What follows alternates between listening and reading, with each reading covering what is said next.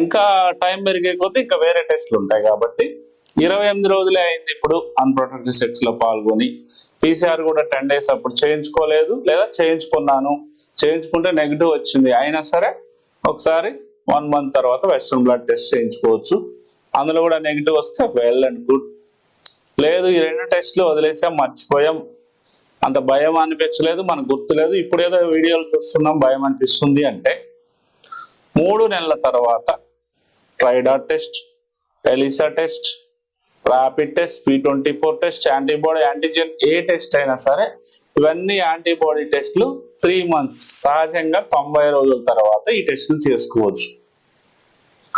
10 days అప్పుడు PCR చేయించుకున్నాం, negative వచ్చింది.